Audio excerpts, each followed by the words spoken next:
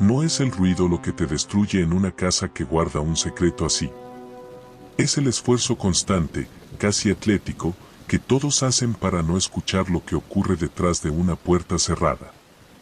Mi familia, los Hernández, no éramos religiosos, al menos no de esa forma fanática que sale en las películas. Éramos una familia común, de esas que desayunan juntas los domingos y saludan a los vecinos con una sonrisa ensayada. Y tal vez por eso fue peor. La decencia es el mejor caldo de cultivo para que la podredumbre crezca sin que nadie la interrumpa. Mi hermana se llamaba Elena. Era 3 años mayor que yo. Tenía una risa que llenaba los pasillos y una habilidad para el piano que hacía que mi madre se inflara de orgullo frente a las visitas. Pero cuando Elena cumplió 17 años, la música se detuvo. Y no fue un cambio repentino. No hubo convulsiones ni gritos en lenguas muertas desde el primer día. Fue una erosión lenta, como el agua que termina por partir la piedra. Al principio, mis padres dijeron que era fatiga escolar o rebeldía adolescente.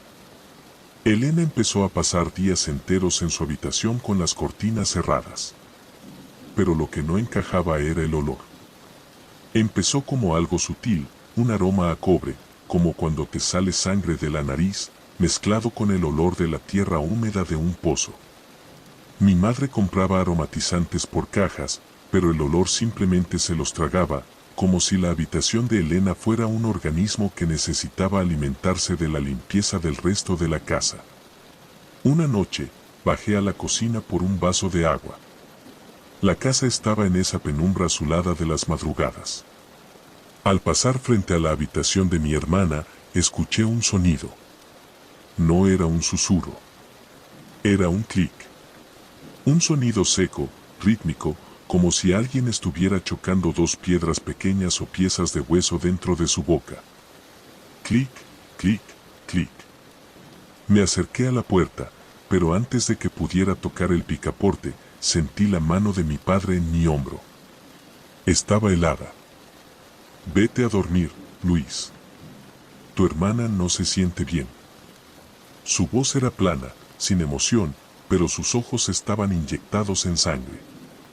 En la oscuridad, pude ver que sostenía una cadena con un candado. No me miró más. Entró a la habitación de Elena y cerró con llave por fuera. Esa fue la primera vez que entendí que en la casa de los Hernández ya no estábamos tratando de curar a alguien, sino de contener algo. Pasaron los meses. Elena dejó de existir para el mundo exterior. Mis padres le dijeron a los tíos y a los vecinos que se había ido a un internado en otro estado para tratar una crisis nerviosa.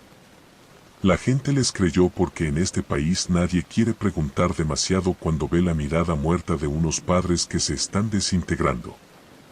Yo tenía prohibido entrar a su cuarto. Pero la curiosidad en una casa bajo llave es una forma de masoquismo. Un jueves, mis padres salieron a una de esas cenas de compromiso donde seguían fingiendo que nuestra vida era perfecta. Usé una copia de la llave que mi padre guardaba en un bote de pintura en el patio. Al entrar, el frío me golpeó de frente. No era un frío de clima, era un frío denso que te erizaba los vellos de los brazos. La habitación estaba vacía. Habían quitado el piano, los cuadros, los libros. Solo quedaba el colchón en el suelo. Elena estaba de espaldas, sentada en una esquina. Su camisón blanco estaba sucio, pero lo que me detuvo el corazón fue su cuerpo. Estaba esquelética, pero no parecía débil, se veía tensa, como una cuerda a punto de romperse. «¿Elena?», susurré. Ella no se movió. Pero en el centro del cuarto había un plato. Tenía carne. Carne cruda, grisácea, llena de moscas que estaban extrañamente quietas, como si el aire de la habitación las hubiera paralizado. Elena extendió una mano. Sus dedos eran excesivamente largos, con las uñas negras y quebradas de tanto rascar el piso de madera. Agarró un trozo de carne y se lo llevó a la boca. No masticó. Escuché cómo sus mandíbulas se desencajaban con un crujido seco, como el de una rama vieja quebrándose, para tragar el trozo entero. En ese momento, giró la cabeza. No fue un movimiento humano. Giró el cuello casi 180 grados sin mover el tronco. Sus ojos ya no eran cafés. Eran dos pozos de un negro absoluto, sin iris ni pupila, que reflejaban la luz de mi linterna como si fueran pozos de petróleo. No me gritó. No saltó sobre mí. Simplemente abrió la boca y emitió ese sonido, clic, clic, clic. Pero esta vez, el sonido no venía de ella. Venía de las paredes. Algo dentro del cemento estaba respondiéndole. Mis padres me encontraron temblando en el pasillo. Mi padre no me gritó, me dio una bofetada que me supo a hierro, pero vi en su rostro que no era odio, era pavor. Si ella te reconoce como algo vivo, Luis, ya no podremos protegerte. Esa frase me persiguió por años. ¿Qué era yo para ella si no era algo vivo? A partir de esa noche, la casa cambió. Mi padre empezó a reforzar las paredes con planchas de corcho y madera pesada. Decía que era para el aislamiento, pero yo sabía que era para que los Hernández no fuéramos el tema de conversación de la cuadra cuando empezaran los sonidos fuertes. Porque a las 3 de la mañana, Elena empezaba a hablar. Pero no usaba palabras. Usaba frecuencias. Era un sonido metálico, como si arrastraran una lija sobre una lámina de metal oxidado. El sonido era tan agudo que los espejos de la sala empezaron a mostrar grietas finas, como telas de araña. Mi madre caminaba por la casa con algodón en los oídos, sirviendo el café y limpiando el polvo con una sonrisa de porcelana, mientras de sus oídos brotaba un hilo sutil de sangre. Esa era la verdadera posesión, el teatro de la normalidad. Fue una noche de tormenta en agosto. Los rayos iluminaban la sala, creando sombras que parecían moverse un segundo después que nosotros. Escuchamos un estruendo arriba. No fue un grito, fue el sonido de madera sólida astillándose. Subimos corriendo. La puerta de Elena estaba arrancada, pero los marcos estaban doblados hacia adentro, como si una fuerza de succión la hubiera reclamado. Elena no estaba en el suelo. Estaba pegada al techo, en una esquina oscura, sosteniéndose con las uñas clavadas profundamente en el yeso. Su piel ya no parecía piel humana. Tenía la textura del cuero viejo y estaba tan tensa que podías ver la forma exacta de cada hueso. Su columna vertebral sobresalía tanto que parecía una hilera de dientes de sierra bajo su espalda. Elena, hija, por favor, suplicó mi madre, y fue la primera vez en años que la vi romperse. Elena bajó la cabeza. Su rostro estaba desencajado. La mandíbula inferior colgaba más de lo normal y de ella goteaba un fluido espeso y oscuro que siseaba al tocar el suelo. Entonces, ella habló. Pero su voz no salió de su cuerpo. El sonido nació en los 4 rincones del techo al mismo tiempo, como si la habitación misma tuviera cuerdas vocales. Ustedes no la guardan a ella. Ella se fue cuando dejaron de pronunciar su nombre por vergüenza. Ustedes solo alimentan al hambre. Mi padre intentó levantar una cruz, pero no hubo reacción de película. Elena no se quemó ni gritó. Simplemente extendió un brazo con una velocidad inhumana, le arrebató el objeto y lo trituró entre sus dedos como si fuera galleta rancia. Luego, empezó a reír.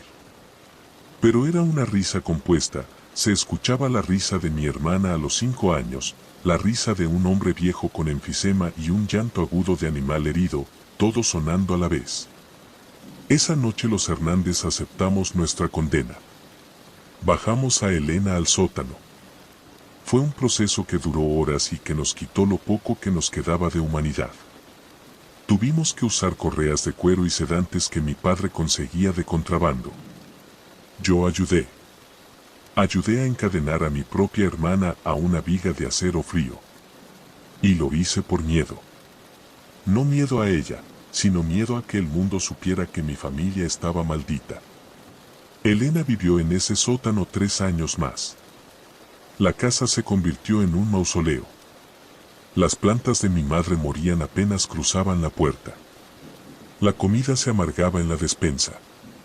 Los espejos desaparecieron, mi madre los cubrió con mantas negras porque decía que, a veces, veía a una Elena sana caminando detrás de ella en el reflejo, llorando en silencio. Lo más difícil eran los anzuelos. A veces, a mediodía, se escuchaba una risa cristalina desde el sótano. Era la voz real de Elena, llamándome por mi nombre, pidiéndome que bajara a jugar como cuando éramos niños. Yo caminaba hacia la puerta, pero antes de tocarla, la voz se transformaba en ese siseo metálico, en ese clic que me recordaba que lo que estaba abajo solo estaba usando mis recuerdos para que le abriera la puerta. Elena murió un martes cualquiera. No hubo una batalla final. Simplemente, el silencio del sótano se volvió diferente, más pesado.